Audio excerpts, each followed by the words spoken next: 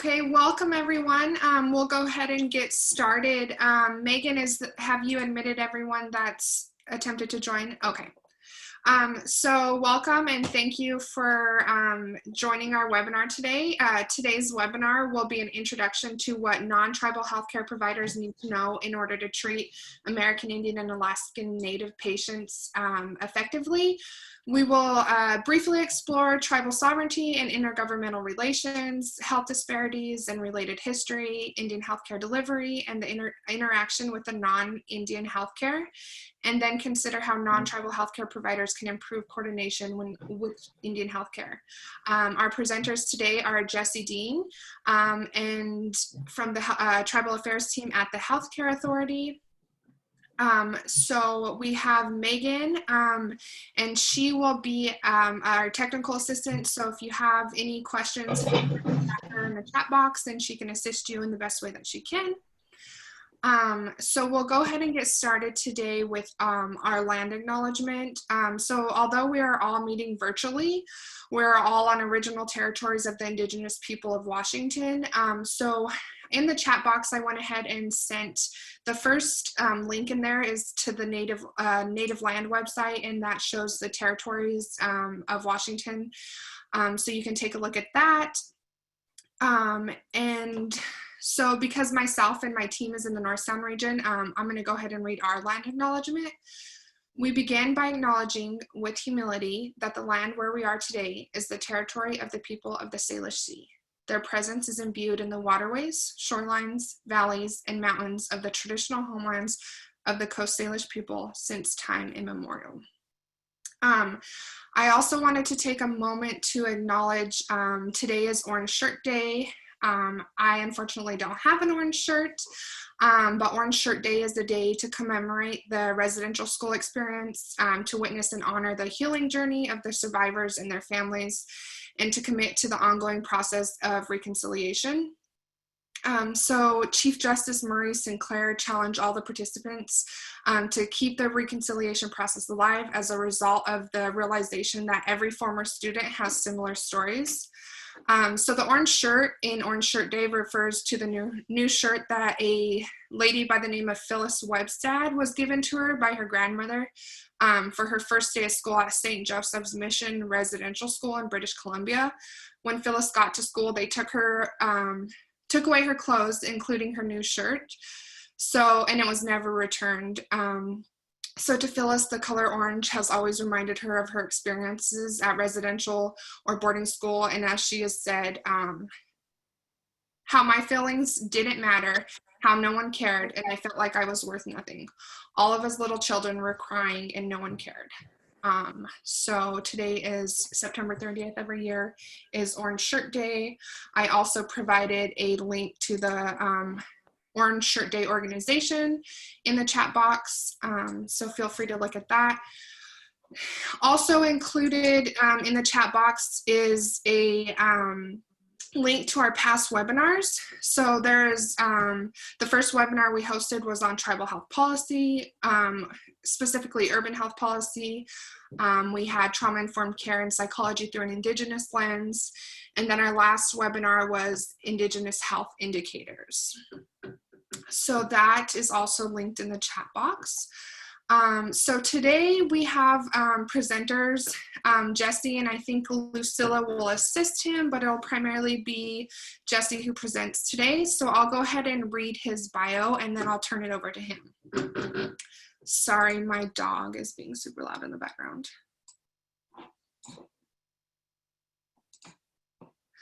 So since 2014, Jesse has served as the Tribal Affairs Administrator of the Washington State Healthcare Authority.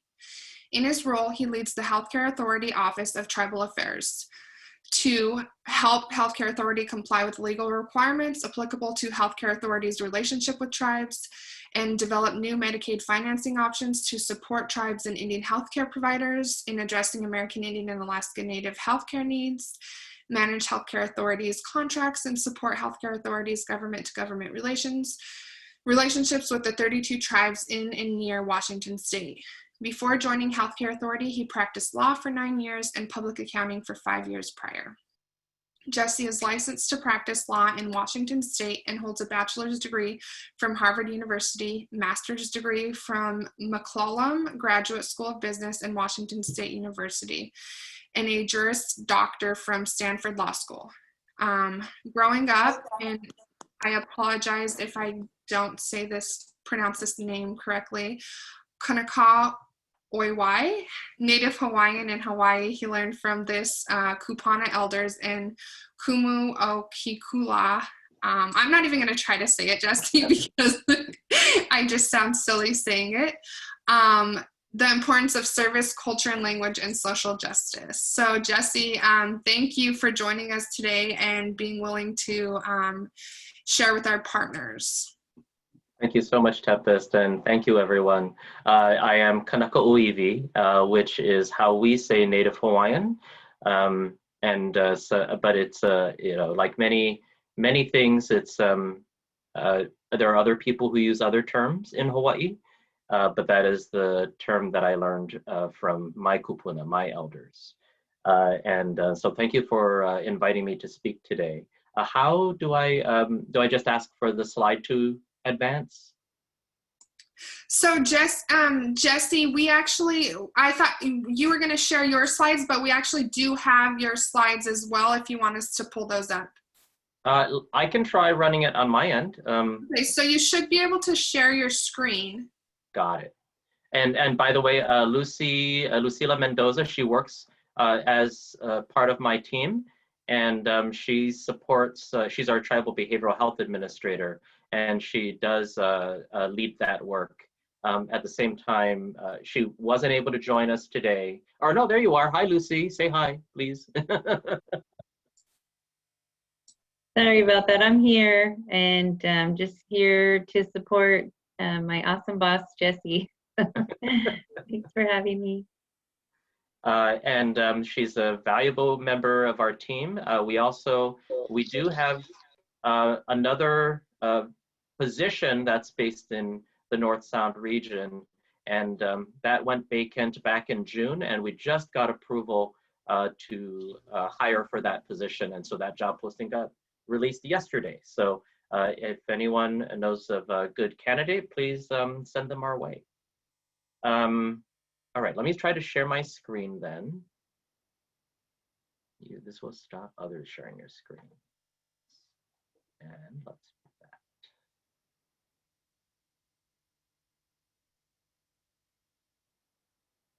And do that. All right, can everyone see the slide? Yes, Jesse. Perfect. So we're here today to talk about really just an introduction to what non-tribal providers need to know.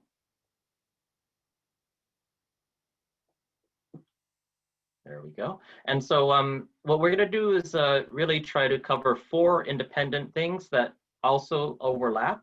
And you can see in the middle there is really what non-tribal providers need to know. So we're going to start with tribal sovereignty and intergovernmental relations, and then turn to health disparities and related history, then look at Indian healthcare, and then finally look at how that interfaces with the larger healthcare system.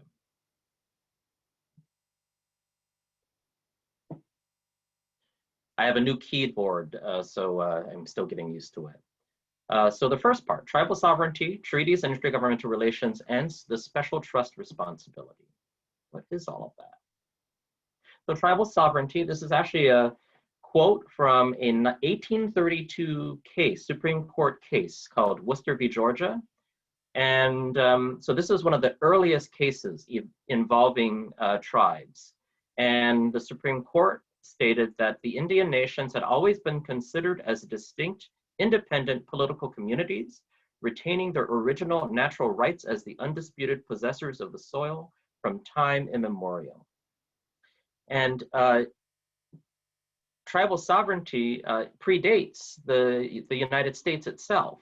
And so it's important to remember that when these treaties, and here's a summary, really high level summary of the 8 treaties that were signed with tribes in Washington State or in the borders. it's really important to remember that these tribes were sovereign and they continued to be sovereign.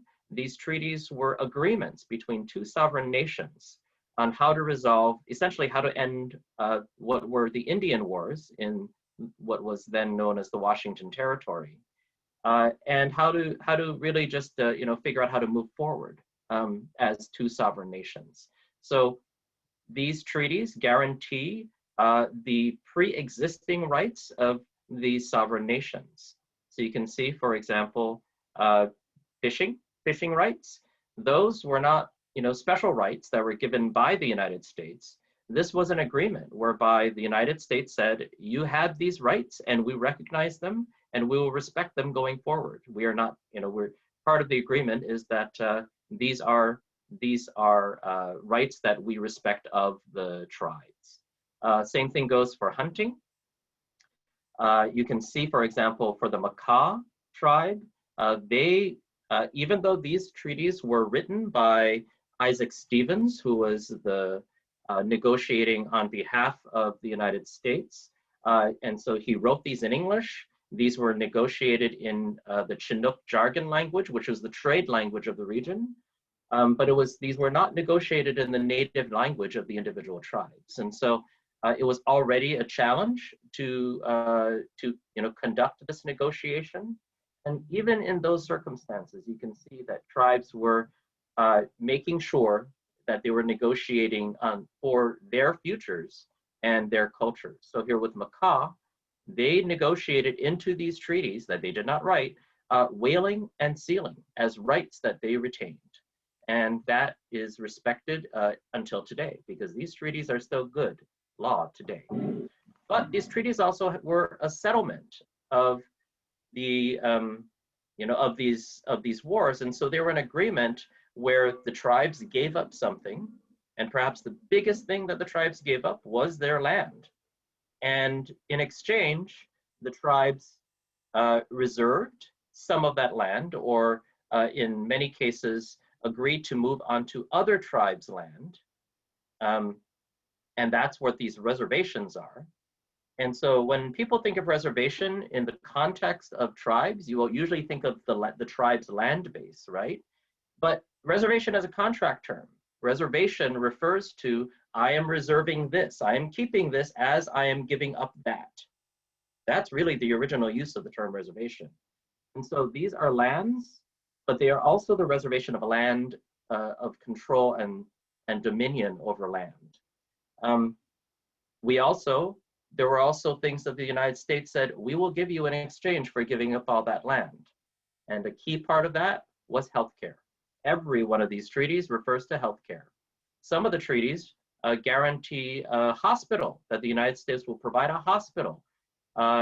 Unfortunately, not all these treaties have been upheld and met till today. So for example, the treaty with the Yakima, that guarantees a hospital. That hospital has never been built till today.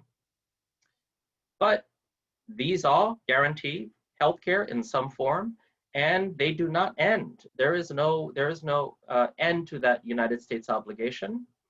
And considering that these treaties were written in English, negotiated in Chinook.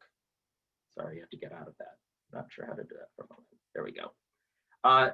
The Supreme Court has interpreted that these treaties are to be, or has held that these treaties are to be interpreted in favor of the tribes. Think of it similar to a contract of unequal bargaining power between two parties. The most classic example is actually a health insurance contract. So when a court is interpreting a health insurance contract, those contracts are typically considered contracts of adhesion. The court interprets that contract against the power with the greater power, or the party with the greater power. And that is how the Supreme Court interprets these treaties today. So healthcare, a guaranteed benefit for these tribes, and without an end date. So here's another way of looking at these treaties. You can see the land base, the colored areas, except for the cross-hatching up here in the Colville and Spokane area. The rest of these colored lands, excuse me, are covered by different treaties. So here's a graphic that shows you the lands that the tribes gave up. And Yakima, for example, gave up all of this land and agreed to move on to what is now the Yakima Reservation. Makah is there. You can see here the Swinomish tribe, the Lummi tribe or the Lummi Nation.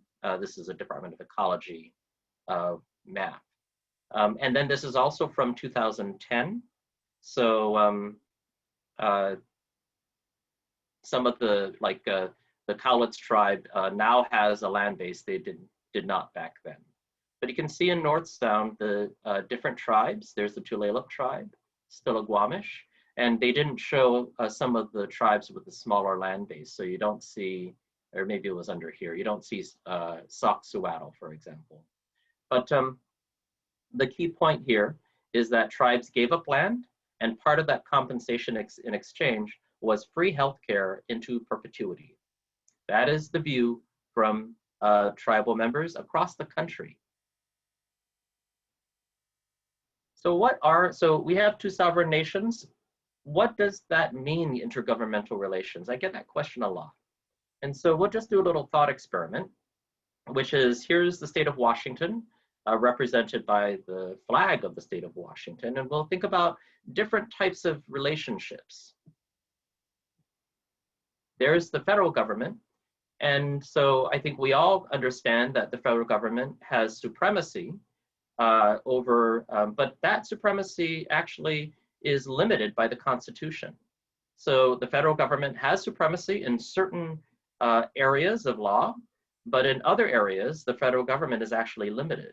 And so in the law, we look at the federal government as a government of limited jurisdiction, and states as a government of general jurisdiction, and that's reflected in the types of courts that the federal government and the state government have. But there is a relationship there, and it is a fairly unique one between the states and the federal government. There's the county. So there's Kitsap County. The counties also have a particular relationship with the state that is different from what the state has with the federal government. And that is defined by the state's constitution as well as by practice. Oh, come on. There we go. The state of Oregon, a different state even, but Washington and Oregon work together. And at the same time, Washington and Oregon have their own jurisdiction. You would never expect that the state of Oregon would pass laws that apply to the state of Washington, because they are both sovereign states. There's Canada. Canada as a completely independent nation. Canada, we still work with Canada as a state as well. The federal government can enter into treaties with Canada, the state cannot, but we still have agreements with Canada, for example, regarding management of the Columbia River Basin, for example. But that is a different type of relationship. There is, just as an example, the Colville Confederated Tribes, that is their flag. And they, in the whole scheme of federal and state governments, they sit as sisters to the states. And the federal government asserts and acts as basically sovereign in certain jurisdictions, even over tribes. So, for example, the tribes the federal government does not recognize the ability of tribes to sign treaties with foreign governments. That's just one example. Now, this is from the US government's perspective. So you can imagine that from the tribal government's perspective, they do not agree that they are subservient to the US government. They will say they are sovereign nations. And that is a continuing controversy to this day between the US government and the tribes. And that's not something that I, as a state worker, can get into. But the point here is that from the US legal perspective, tribes are sisters to the states, and that means that tribes are not subject to state laws unless they agree to that. And that's the main point that I want to help everyone understand here. Finally, here are providers, payers, and clients, patients. And the key here is that everything above that line is a government. And so intergovernmental relations, oops, new keyboard. Intergovernmental relations refer to this complex dynamic between different governmental entities, and tribes are never considered stakeholders in that classic stakeholder sense. Stakeholders are individuals. They are, nonprofit or for-profit entities, and they are providers. But stakeholders never apply to tribes as a concept. So that's one thing that I learned even before I got this job, I learned that at Healthcare Authority from one of the tribal leaders from the North Sound region, actually. And that's something I keep to this day. Finally, there's something called the special trust responsibility. And I alluded to concepts of it, but the key here is that Congress reaffirmed the federal obligation to the tribes with respect to healthcare. And so this is from the Indian Health Improvement Act, and we won't delve into it in detail, but just a reminder that the federal government plays a special role here. That no one else in this country has a treaty right to healthcare, and that's something to always keep in mind when we're talking about healthcare. All right, health disparities. Unfortunately, American Indians and Alaska Natives have the highest prevalence for many different diseases, and this is just a short list. It unfortunately is longer than this. This is a statewide premature mortality rates from 2013. This is prepared by the Department of Health. Or this data is from the Department of Health, I should say.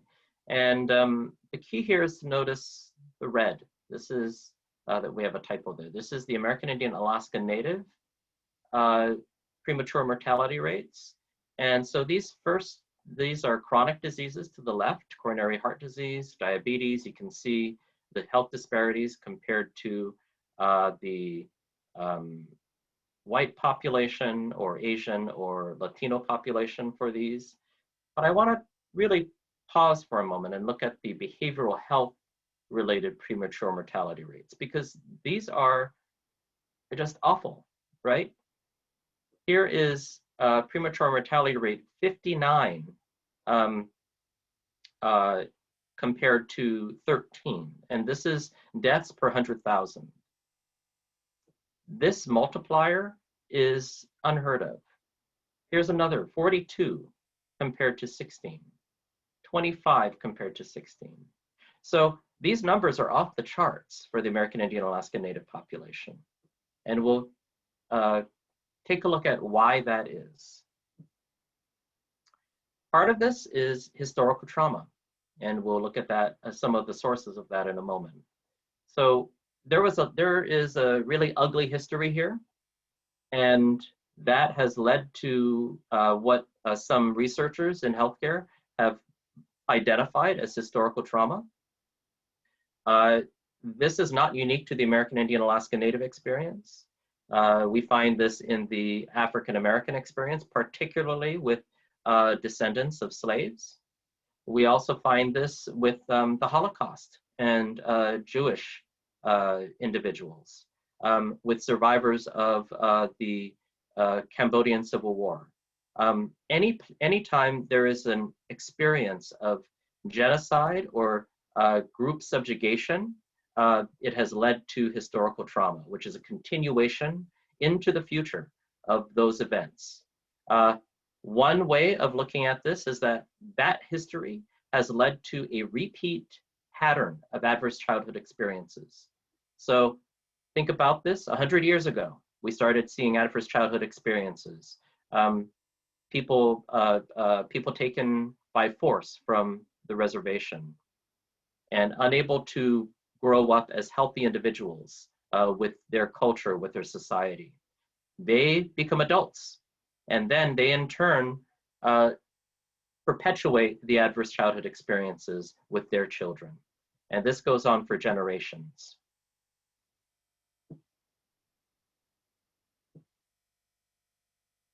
This is a known risk factor for behavioral health disorders, as well as physical health disorders.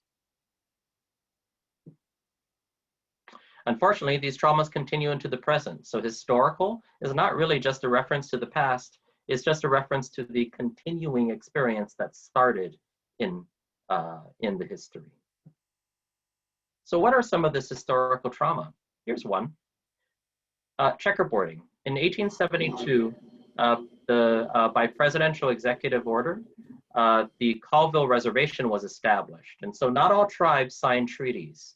And then in 1872, that ability to sign treaties was actually extinguished by Congress and made an executive process. So this was one of the first tribal reservations to be created through that process.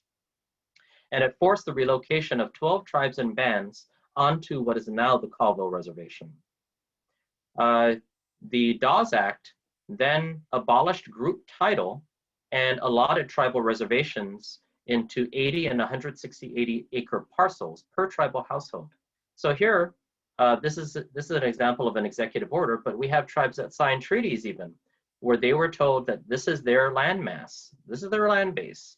And then Congress unilaterally came in 1887 and said, oh, actually, no, we're not gonna let you keep all that land. We're going to allocate that land based on your population, and then any remaining land, we're gonna sell. Be simple, even though it's within the reservation or the boundaries of your reservation. And that is what Congress did. And then with Colville in particular, they then unilaterally took back the northern half of the reservation, which is why there's that line that's parallel with the Canadian border that is the northern boundary of the Colville Reservation. Congress took that back, despite the fact that they had established that as the Colville Reservation. Here's a map showing, and it's from 1916, showing what lands the Colville Reservation were taken. And you can see the red colored parcels. These were all sold to non-native individuals and sold fee simple. But the non-red parcels, we need to keep in mind, many of these areas are mountains. So what was left for the Colville tribe as their land base actually is much less than what's not red here. And this is the case with every tribe. It is just, I show Colville because this map is, I think, a really good visual of the impact of checkerboarding. So when we have checkerboarding like this, the thing to remember is that this decimated the tribal economies. How can you do, even with a large reservation like Colville's, how can you maintain hunting and gathering when the land has been carved up into fee simple, into a checkerboard like this? You can't maintain your traditional economies anymore. And this led to much destruction of the Colville tribal culture because their traditional economies were upended. In addition, for 100 years, into the 1970s, this is not ancient history here, children were taken from families by force and placed into boarding schools. These boarding schools also existed in Canada. This was not unique to the United States. And the children were not permitted to wear their native clothing. They were punished for speaking their native languages. And even in the 1920s, there were reports of not just multi-generational harm as is identified here, but there were reports of mass graves of children who had no health care in these boarding schools. So they would get sick and there was no one to take care of them. These boarding schools were not boarding schools like Eton. These were boarding schools that were one step away, some might say not any step away, from concentration camps. And so this is 100 years of this.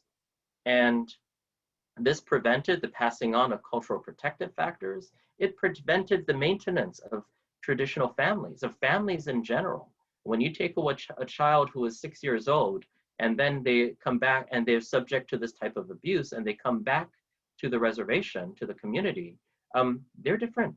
They did not grow up in that community. They are part of the community. The community, you know, has them as part of the community, but they have not learned how to be family members at that point. This is destruction of culture, and led to the intergenerational trauma and historical trauma. Of course, we don't talk about any of this without also talking about resiliency. You know, this, and we find this in all colonial situations where there is destruction of culture, destruction of traditional society, and at the same time resiliency at the individual level and also at the societal and cultural level. So just some of the literature on resiliency and protective factors are identified here. And there are many other examples of people adapting and responding in a positive way to the challenge of colonization. So now that we've looked at health disparities and some of the causes of those health disparities in the American Indian Alaska Native communities, let's turn to Indian healthcare, because it is a complex and separate system. So as a result of those treaty obligations and special trust responsibility by the federal government, the United States has, for many decades, had the Indian Health Service. This is a federal agency. It is a sister to the Centers for Medicare and Medicaid Services within the Department of Health and Human Services. IHS, Indian Health Service, has three different buckets, you might consider them, when we're talking about healthcare. So there are facilities that are operated by the Indian Health Service and provide health care. So this is the federal government providing healthcare services to tribal, to anyone who's IHS eligible. And that does not just include tribal members. It can also include descendants of tribal members, and it can include non-tribal members who are married to tribal members as part of the community. The key here is that the rules here on eligibility are pretty complicated. The only ones who really know are these entities here. We only have 3 left of these direct care facilities. They're all over in Eastern Washington. And there are some pretty complex reasons why that is. In Washington State, most of our health programs in Indian healthcare are administered by tribes. And that is part of the Self-Determination Act that was passed many years ago, and part of tribes asserting their sovereignty and negotiating with the federal government to take over administration of those programs. So to date, 27 tribes administer IHS funds to provide healthcare services. And the 2 remaining tribes in Washington, we have 29 in Washington State, they also are looking actively at taking over IHS funds to provide healthcare to their people. This funding is supports 2 different types of programs. You have direct care, so that is where the tribe opens up a clinic and is providing care. You also have contract health services, or what is also known as purchased and referred care. And these are hard dollars, federal dollars, that are used to pay for services at non-tribal healthcare facilities. And these dollars are very limited. Finally, the third piece to all of this is urban Indian health programs. We have two in this state, one in Seattle and one in Spokane, and they provide a host of healthcare services. They are also federally qualified health centers that are funded by HRSA. So they sort of serve a dual role as centers to provide healthcare to urban Indians, which is a defined term in federal law, as well as to provide healthcare to the communities. So here is just some additional information. IHS eligibility, as I mentioned, is based on decidency or marriage, and it is something that we as the state do not have any expertise on in identifying whether someone is IHS eligible or not. IHS, as just an interesting point, IHS is also the recipient of all of these federal appropriations. So it is an agency as well as a direct service provider. The tribal health programs receive the funding from IHS through contracts or compacts, and then the tribal health programs then administer those programs.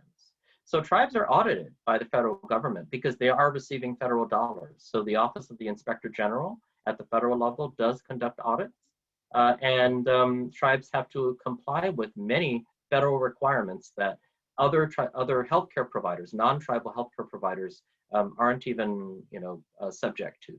So this is an important point to remember. Tribes are complying with federal law throughout their programs, and since we're talking about healthcare, definitely through their healthcare programs.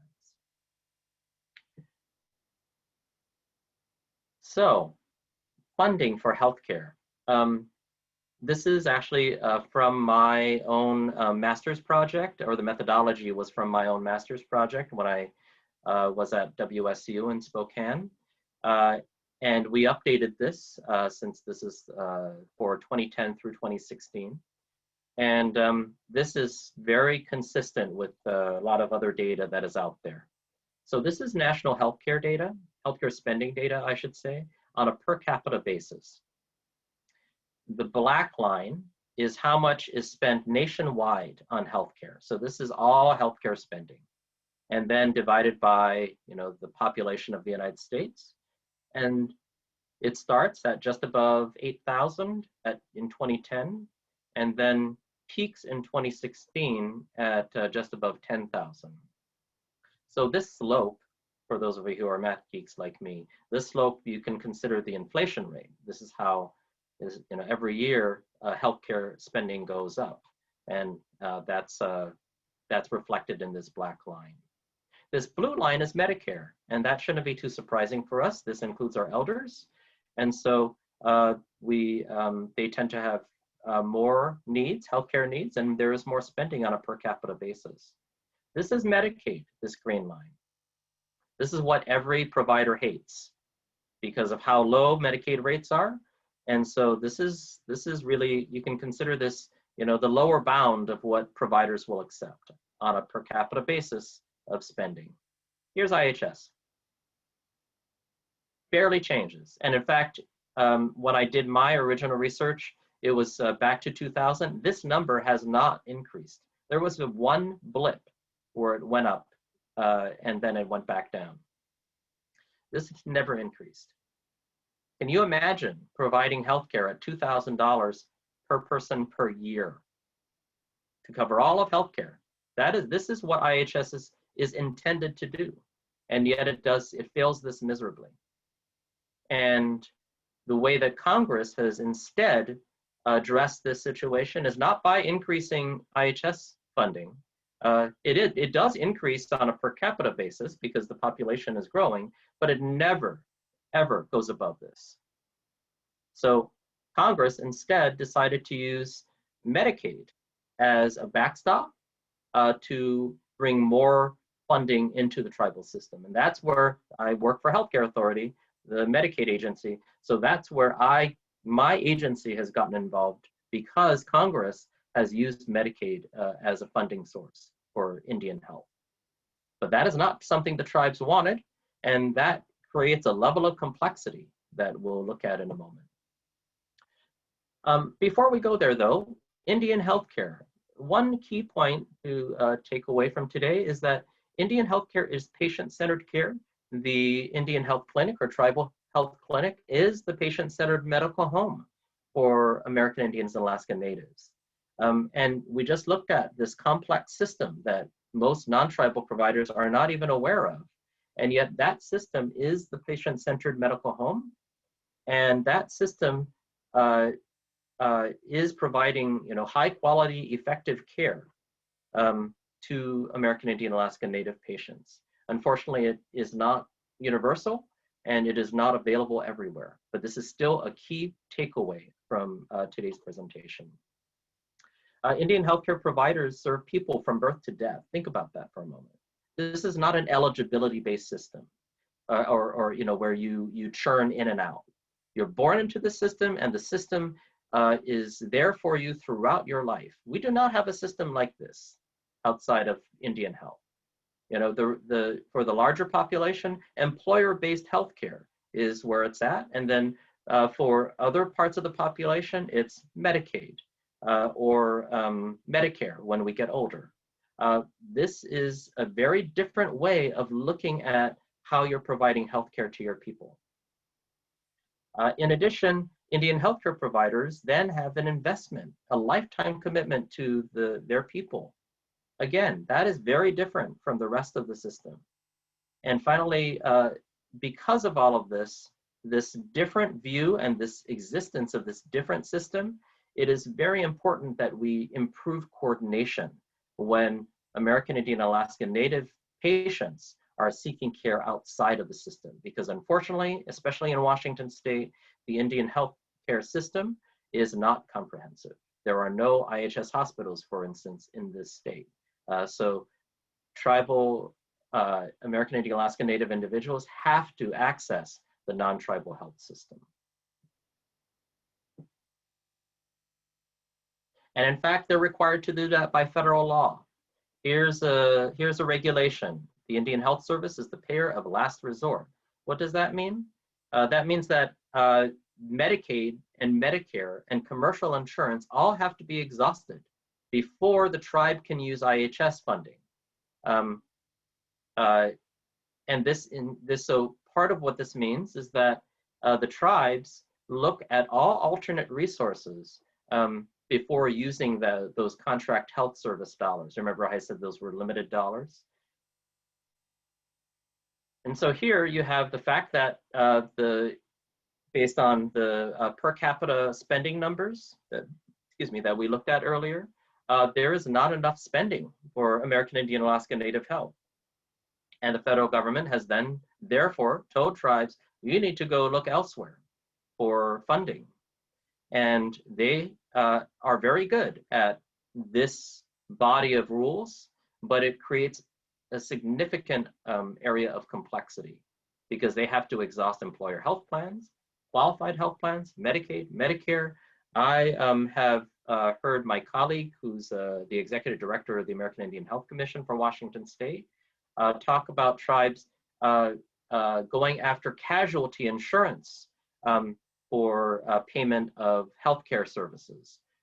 That is a requirement of this federal system.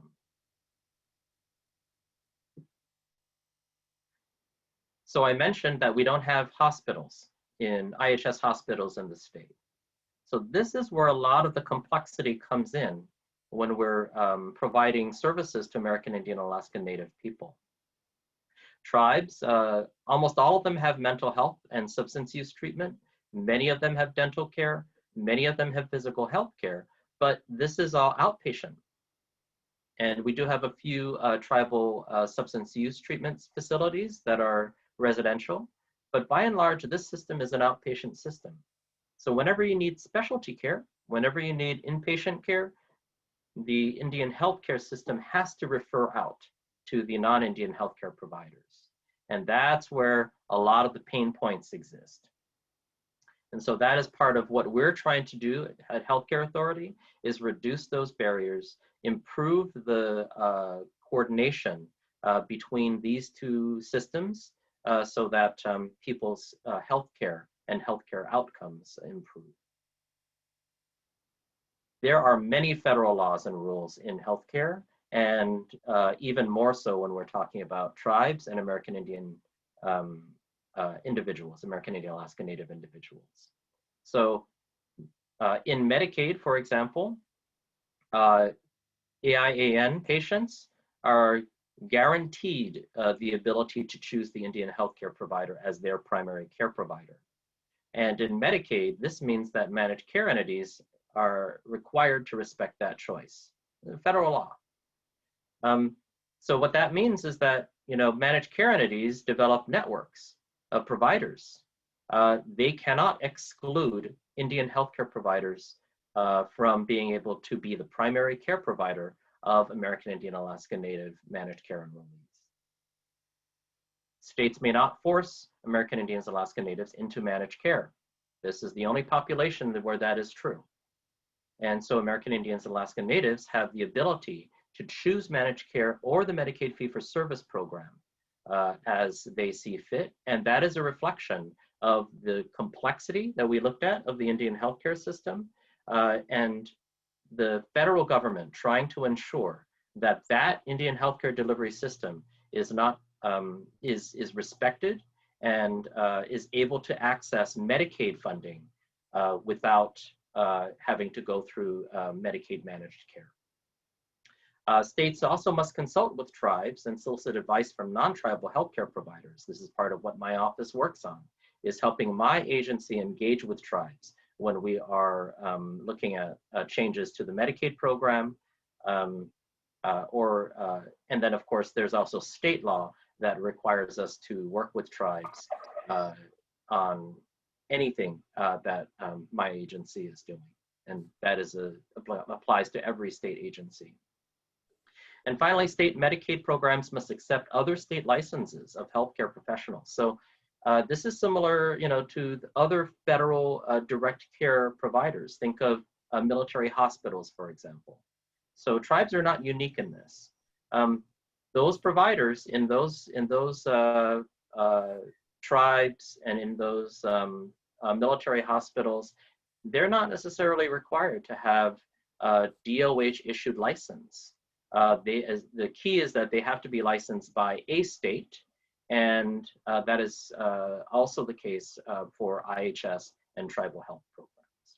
So this is just a snapshot of what the complexity of the Indian healthcare system, and trying to improve that how the non-tribal healthcare system interfaces with the Indian healthcare system, and giving you some background on why we are where we are and why we do what we do. So that is the end of my presentation. I wanted to share with everyone some potential discussion questions. How can you partner with tribes more effectively? How can you support more appropriate care provided both by the Indian healthcare providers and by non-Indian healthcare providers? And how can you support better coordination of care between Indian healthcare and the non-Indian healthcare system? So just some potential discussion questions, but really, if you have any questions, please feel free to ask. Thank you, Jesse, for taking the time to share this information with our partners. This is valuable information for all to understand. I appreciate your knowledge on intergovernmental relations, the special trust responsibility to provide healthcare, historical trauma that has ultimately led to some of these health disparities. So again, thank you. And then, like Jesse said, if anyone wants to, has any questions, you're welcome to unmute yourself and ask Jesse those questions, or you can respond to some of the discussion questions.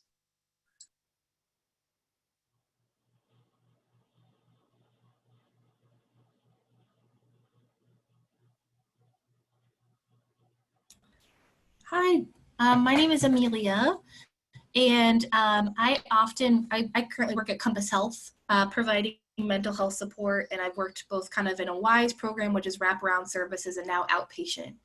And I've had a number of clients who are in what is considered a program called BRS, which is like behavioral rehabilitative services. And it's like a type of foster care where it's pretty hard to find a foster home for kids who have higher level of need for any number of reasons. And a number of clients I've noticed are all affiliated with one tribe or another. And it becomes really difficult to find one of these certified foster homes that it actually is with a Native family or a family who actually understands the tribe. And there's a really unfortunate pull between these two cultures about how kind of like the Washington state mental health system does things and how the tribe does things. And that has been so hard to navigate and so hard to witness also for kids and their families. And I think I was just curious about, because that has also changed like mental health care and like availability to do inpatient, for instance, when that's needed at times. And it sounds like inpatient for mental health would also be considered specialty care. Right. I would consider it so, yes. Right. And I also noticed that if we are reporting, for instance, to like Child Protective Services for a client who is a part of a tribe, I've noticed that we have to report both to the tribe and to the Washington State CPS office, which is both interesting and very confusing. Because they're two agencies that try to work closely together, I found, and also really struggle to do that. Yeah. Yeah, I don't know if you had anything to share of like how some of these other agencies try to work together. Those are really, I mean, that's a very complex area, and that's a really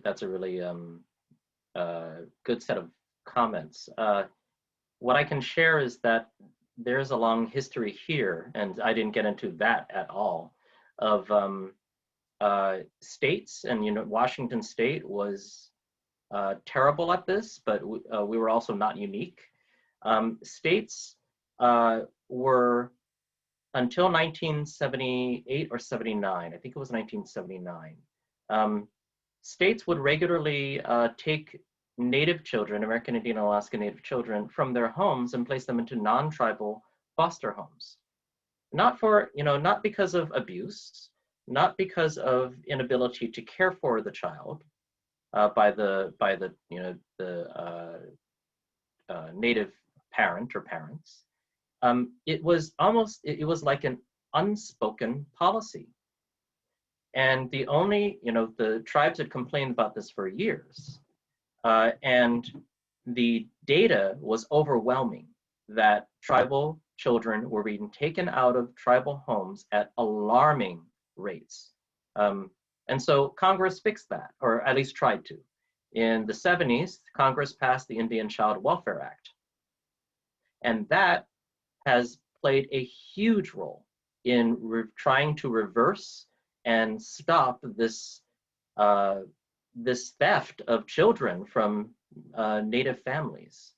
And that has, that creates this, what you've described. So there is DCYF today, formerly Children's, and they are the Child Protective Services Agency, and they, for most foster children, have custody, for those children until those children are placed into guardianships or are adopted into families.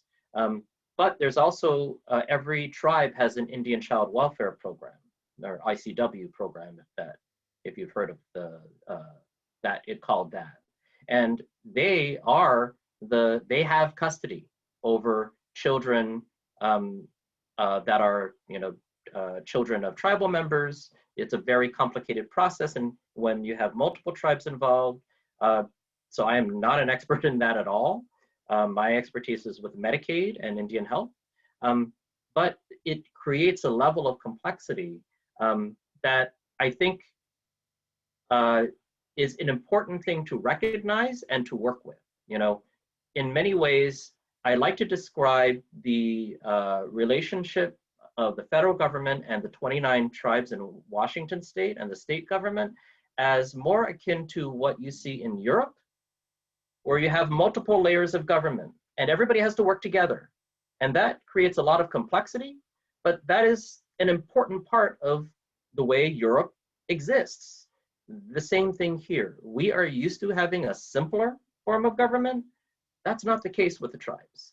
And yes, it creates more complexity, but there are many reasons why that's there. And those reasons are often due to past practices that were pretty awful. So, you know, yes, it makes this more complicated, but you know, we support it. There are reasons why that's that way. Thank you. Jesse, we had a couple of questions in the chat box. The first one was from Marie, and Marie, I don't know if you want to elaborate a little more on this and unmute yourself, but she states, I am curious about what constitutes more appropriate care. In what ways do non-tribal systems fail tribal members culturally? Yeah, so my name is Marie Eaton. I'm the community champion for the Palliative Care Institute here in Whatcom County. And I'm curious about when people move out of the more home-based and culturally responsive tribal healthcare system into the, you know, here in Whatcom County, if someone wants to visit a hospital, it's our local hospital, or if they need specialty care, they have to move out of that tribal system. And I know that sometimes we see that those cultural values don't translate across very well. And you spoke beautifully about all the political and you know, Medicare and Medicaid structural problems, but I'm curious about, for those of us that are trying to improve that healthcare experience for tribal members, what are some of the takeaways we might take away? I wish I had a good answer for you, but here's what I can offer. So this is really complicated. And in fact, we still don't have a policy solution here.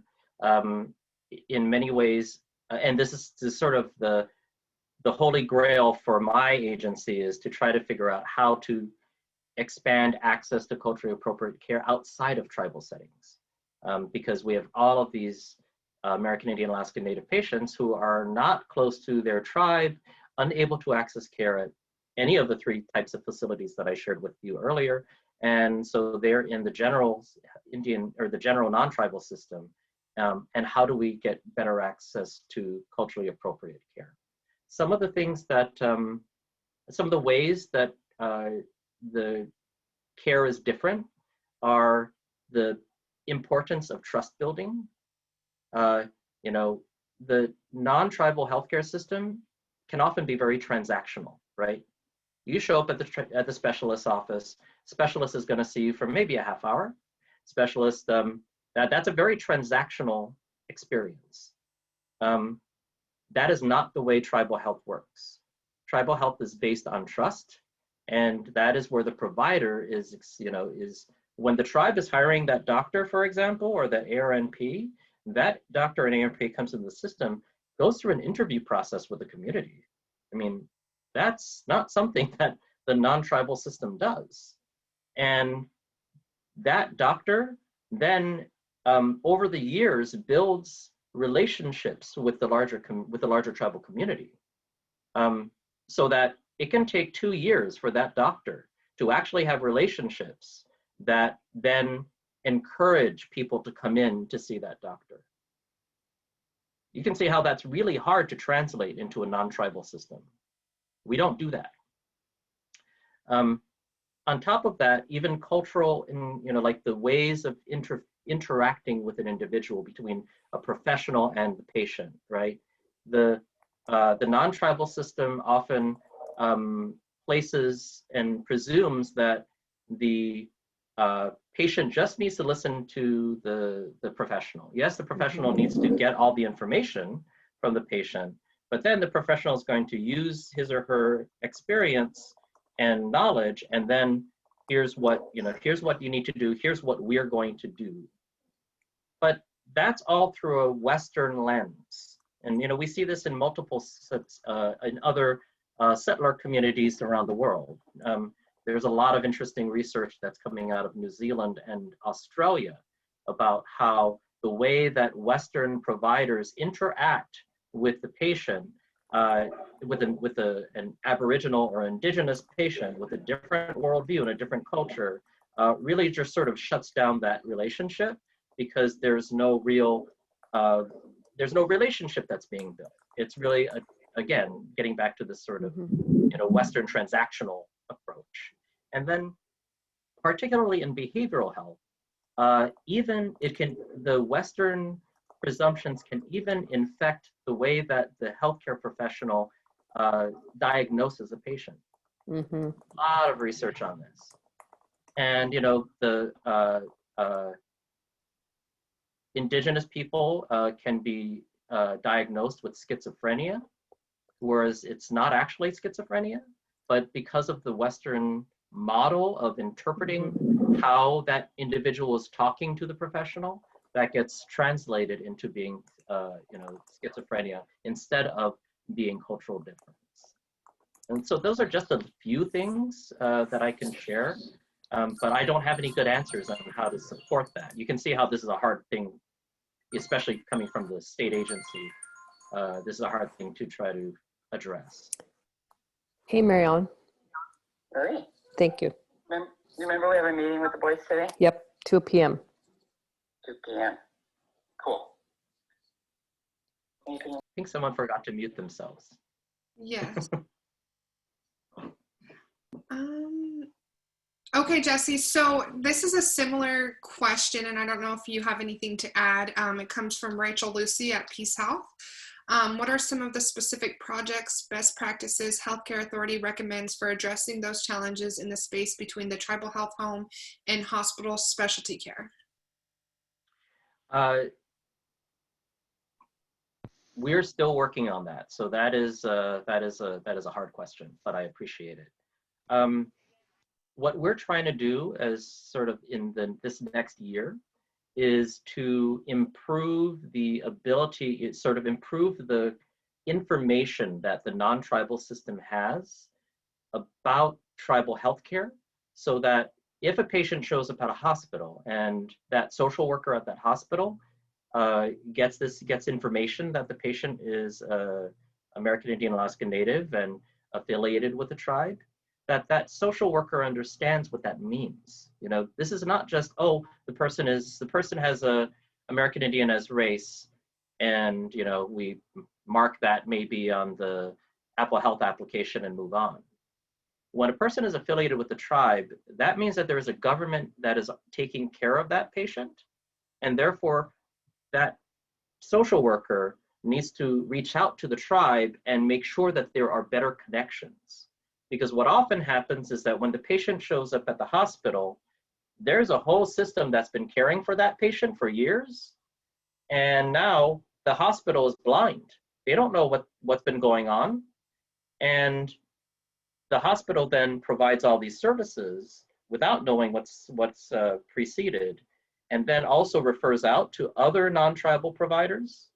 And now you're creating a situation where you have two systems that are seeing the patient but not talking to each other.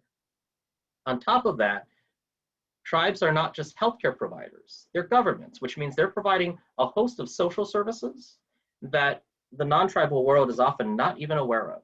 And each tribe is providing a unique set of social services. Not all tribes are providing the same services. And so oftentimes what happens is when a patient is receiving care at a non-tribal facility, especially inpatient care, then that non-tribal facility is really good at then connecting with county-based services and state-based services, because that's what the system is designed for. But when the person is American Indian Alaska Native, that connection, that same type of connection needs to be made as well to tribal governmental services. And because that's going to be where the person is actually receiving those services. And those are going to be the people who know better what types of services can be offered. And then sort of as a final piece to my answer, I shared with you the complexity of the financing, right, of Indian Health and how they have to exhaust all other resources. That's a key component to all of this. So almost every tribe has a purchase and referred care office that is doing coordination, not in the clinical sense necessarily, but in a benefits sense. And when a tribal member is then receiving care at a non-tribal facility, now that coordination is broken, and that office at the tribe that is responsible for managing all of these different programs and these different benefits is now blind to what's going on and unable to ensure that the benefits that this tribal member is entitled to receive are that they're complying with all the federal requirements on managing, when can you use tribal dollars before or when can the tribe use tribal dollars for this patient. So it's our focus over the next year is going to be on trying to improve those connections between the non-tribal health system and the Indian health system. And for many of these patients, I mentioned that American Indian Alaska Native individuals can opt out of managed care. Well, Washington State has chosen managed care organizations as the way to ensure that coordination. We don't have a similar setup in fee-for-service, except in some limited programs. There's the Health Home program for Medicaid. There's primary care case management. We don't have a larger infrastructure the way that we have in the managed care arena. And yet, this is where many of our American Indian Alaska Native patients receive Medicaid services through the fee-for-service program. So we're working on figuring out how to create more capacity there. For example, we've been working with the American Indian Health Commission on trying to stand up a crisis and care coordination hub so that there is at least a place where this information can reside or at least go through, so that it's not everybody just shooting in the dark. So I hope that answers your question, at least in terms of how we're trying to improve how things work between Indian health and non-tribal health.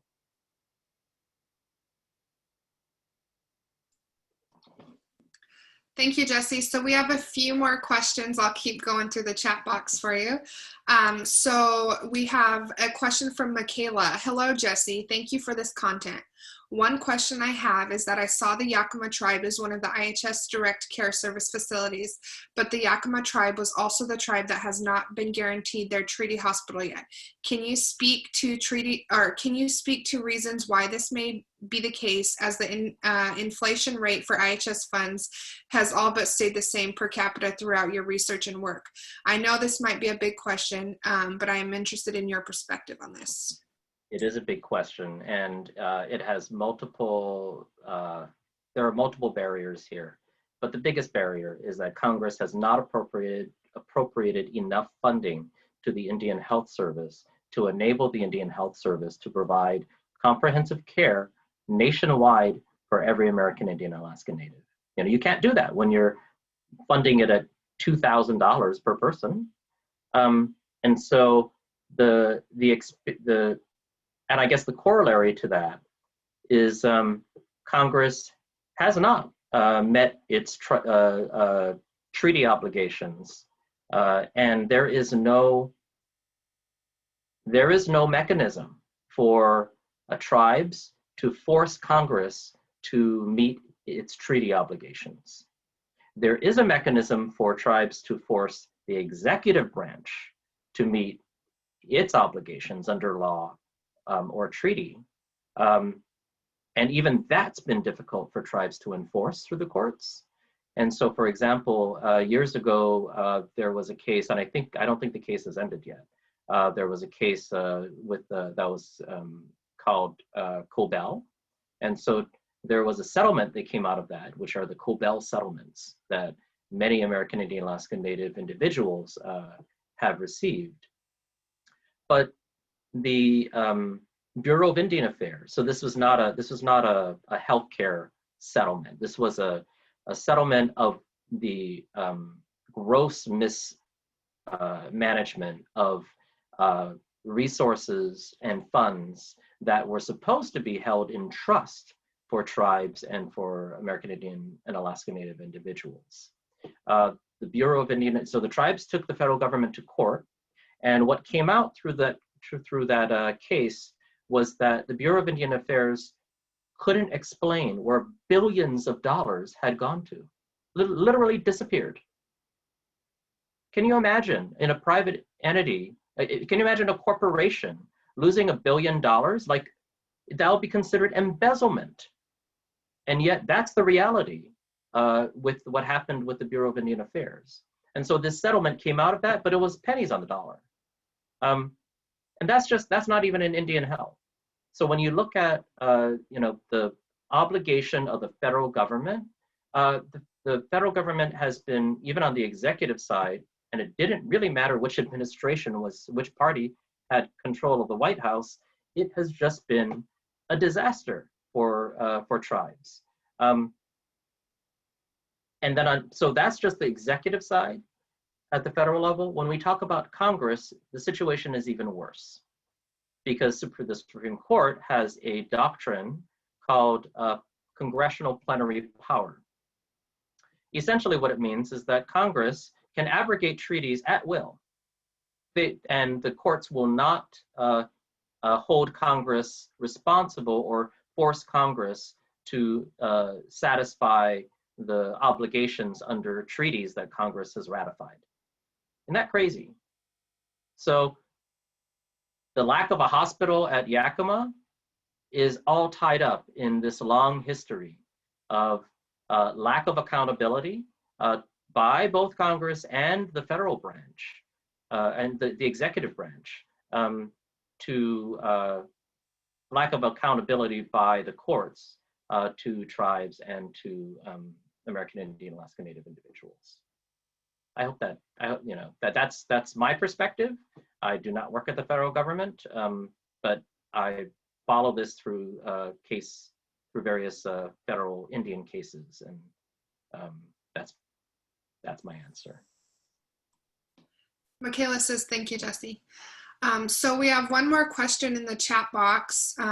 Thank you from John at Peace House. Thank you, Jesse, for this overview and your insights. Can you briefly speak to important cultural considerations regarding medical decision-making at the direct patient care level and regarding advanced healthcare directive documents?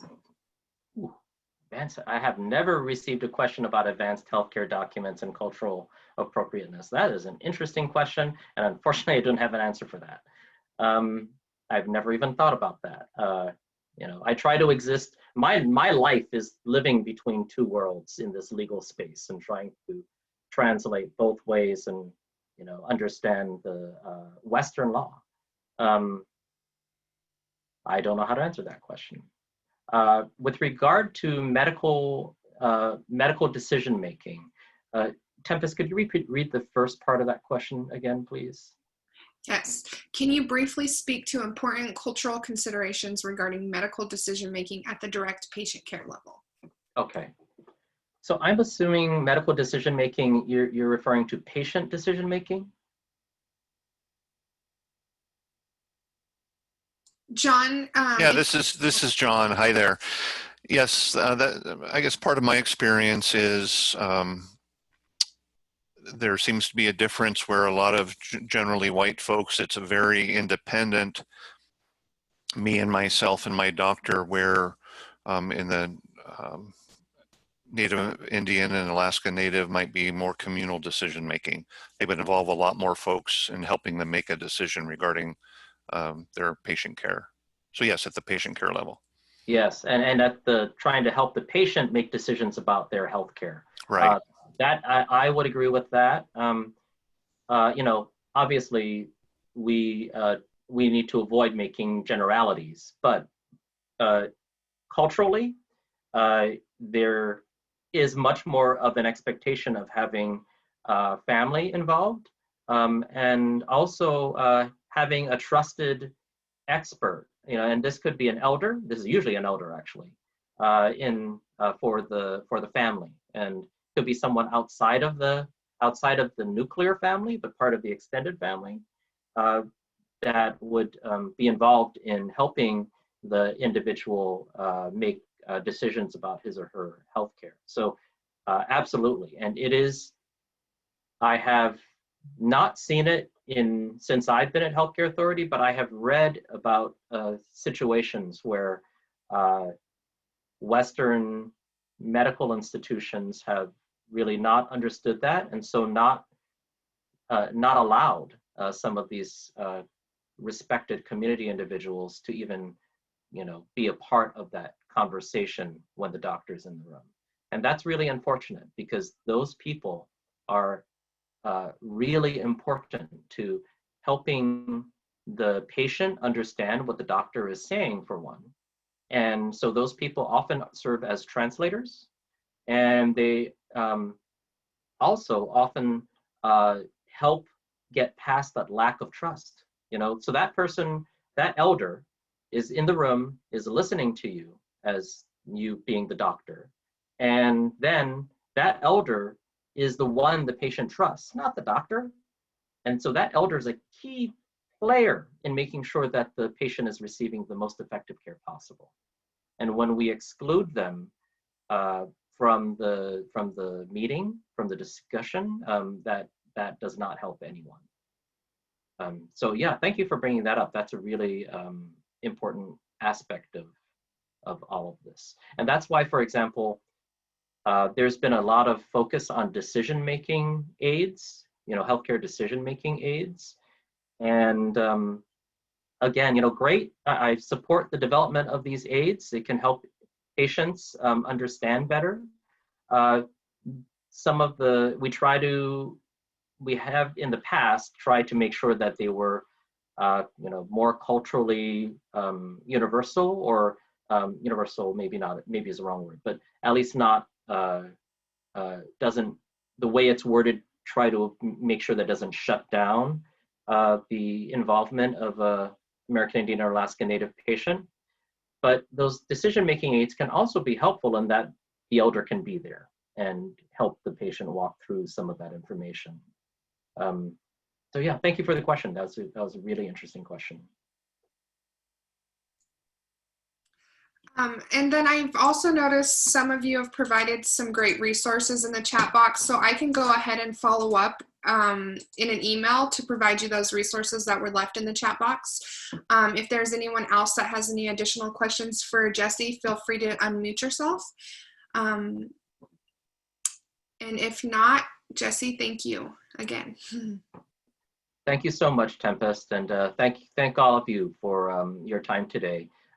My contact information is on the screen, and my agency please consider us a resource as you're trying to improve connections with the Indian healthcare system. And we will be coming to a community near you to try to build better connections between tribal health and the larger system. So thank you. Yes, thank you, everyone. And I apologize, I forgot to introduce myself. My name is Tempest Dawson. I am the tribal liaison for the North Sound ACH. So I'm also available for any questions that you may have, and I can help provide you with any resources that I'm aware of regarding these topics.